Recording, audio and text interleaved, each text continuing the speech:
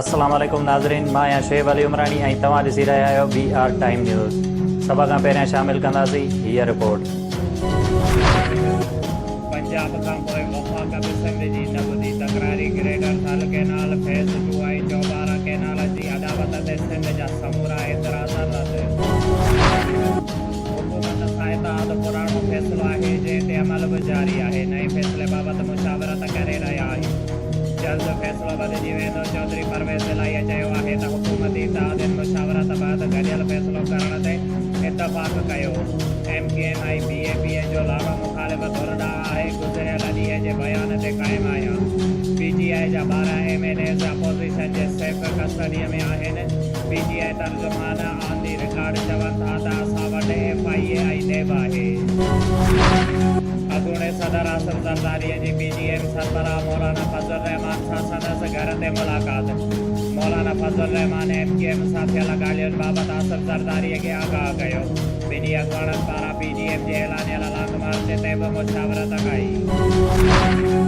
नेब चेयरमैन जी सदारत हेठि एग्ज़ेक्टिव बोर्ड जो इजलास लाड़काने जे आपाशी खाते ऐं शहीद बेनज़ीर भुट्टो मेडिकल यूनिवर्सिटी लाड़काना में थियल करप्शन जी जांच करण जी मंज़ूरी ॾेई छॾी। नेब अॻूणे IG सिंध ग़ुलाम हैदर जमाली ख़िलाफ़ जांच जी मंज़ूरीअ समेत 11 इंक्वायरीज़ जी मंज़ूरी ॾिनी।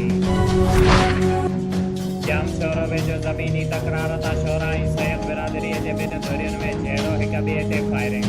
हिकु ॼणो मारिजी वियो, 4 ज़ख़्मी। मड़ ऐं ज़ख़्मी अस्पताल मुंतक़िल। मक़तूल जे वारसनि ऐं शोरा बिरादरीअ जो इंडस हाईवे ते लाश रखी धरणो।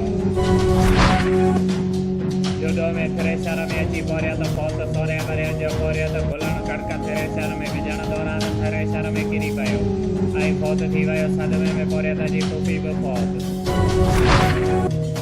Deputy commissioner Shaheed Benazirabad Amir Hussain Pamar, assistant commissioner office ऐं मुख्याधिकार ऑफिस काज़ी अहमद जो ओचितो दौरो करे रिकॉर्ड रूम अमले जी हाज़िरी चेक कई ऐं कमकार साॻे ईंदड़ माण्हुनि खां मसाला पेड़ पेश मालूम कया।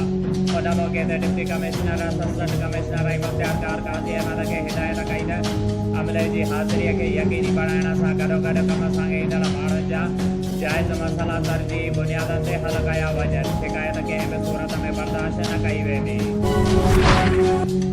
शहीद बेनज़ीर भुट्टो यूनिवर्सिटी शहीद बेनज़ीर आबाद में हायर एजुकेशन कमीशन पाकिस्तान जे तावन सां गॾियल सहकार सां मुल्क जे मुख़्तलिफ़ यूनिवर्सिटी जे विच में 3 रोज़ा all Pakistan table tennis championship पार गर्ल्स पंहिंजे पुॼाणीअ ते पहुती। स्पोर्ट्स सोसाइटीअ जे मेंबरनि ऐं प्रोग्राम ऑर्गेनाइज़र अरमान खानज़ादा, ज़ैद इल्ताफ़ फास्केली ऐं अमजद हुसैन अहवान जी बदिराईअ मूजिबि हिन टूर्नामेंट में Pir Mehr Ali Shah agriculture university Rawalpindi, Bahauddin Zakariya university Multan, IBA university Karachi, Shah Abdul Latif university Khairpur, Shaheed Benazirabad university, Nawab Shah university of management and technology Lahore, university of Sargodha Punjab university Lahore, university of Karachi, Naman university Islamabad ऐं OBM Karachi, university of central Punjab Lahore, Fatima Jinnah university Rawalpindi, Bahria university Karachi शामिल हुया।